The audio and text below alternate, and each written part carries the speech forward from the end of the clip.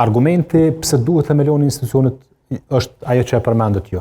Nëse LDK-ja po rritet nëpër komuna për shkak të administrimit të mirë, për shkak të punëve të mira, rezultatit të mirë, pse nuk rritet LDK-ja nëse është edhe pjesë e një bashkëqeverisje? A mund të rritet? Askush nuk mund ta mohojë që mund të rritet LDK-ja duke qenë pjesë e një bashkëqeverisje, duke dhënë rezultate të mira, duke qeverisë mirë. Askush nuk mund ta mohojë këtë fakt dhe këtë mundësi për të ardhmen. A mund të bashkëqeverisë të mirë me vetvendosjen, me Albin Kurtin kryeministër? Nëse qëllimi i partive politike është ose përmes qeverisjes të mirë të përmirësojnë jetën e qytetarëve, ose duke qenë në opozitë të janë korrigjues të shumicës që është në qeveri e duke u bërë alternativë për qytetarët. Në secilin rast, LDK-ja në dy rolet e mundshme duhet të jetë e gatshme të ushtrojë që të dy rolet. Kështu që po e them prapë, angazhimi jon themelor duhet të jetë që të themelojmë institucionet, sepse kjo është kërkesa e qytetarëve. Për të rritur LDK-ja ne duhet të përmbushim kërkesat e qytetarëve. Përndryshe si do të rritemi? Do të vazhdojmë të zvoglohemi nëse ne nuk përmbushim kërkesat që kanë qytetarët e Republikës së Kosovës sot. Po a mund të qeveriset mirë me Albin Kurtin kryeministër?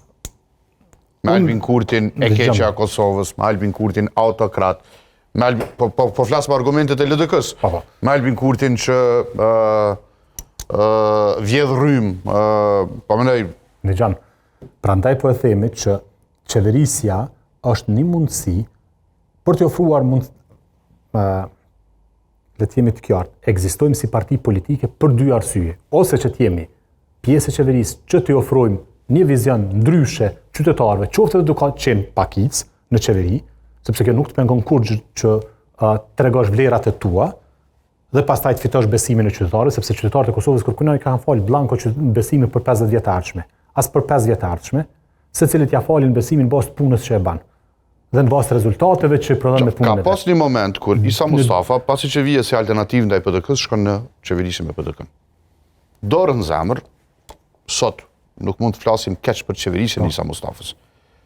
Por rezultati në fund e dënoi elektoratin pikërisht për shkak të kësaj. Pse nuk do ta dënoi tash LDK-n nëse në 4 vitet e fundit ka ndërtuar në racion kundër vetvendosjes dhe përfundon tek vetvendosja?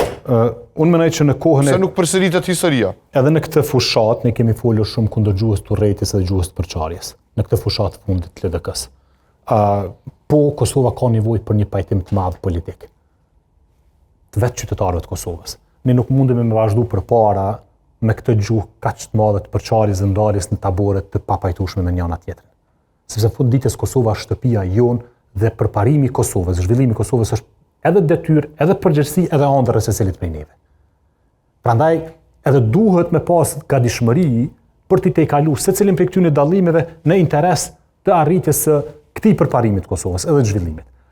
Thënë këtë, Lidhja Demokratike e Kosovës e ka bërë të qartë në takimin që ka pas me zoti Kurtin, gatishmërinë e saj për të kontribuar për themelimin e institucioneve, jo për të marrë pozita, po për mbi parime të cilat janë tepër të rëndësishme për Kosovën sot, në mënyrë që t'i japim vendit një mundësi të dalë nga kjo krizë e përsëritur që tash e 2 vite. Përgjegjësia jonë si politikan, nëse dojmë të jemi në jetën publike, është që ne të dalim nga krizat, jo të prodhojmë kriza, jo të qëndrojmë kriza. Pse duhet qytetarët e Kosovës me besu në shtetin e Kosovës nëse politikant vazhdojnë me qëndru në kriza, vazhdojnë me qëndru të barikaduar në pozicione të panegociueshme dhe që pastaj prodhojnë vetëm zgjedhje. Detyra jonë është me bë Kosovë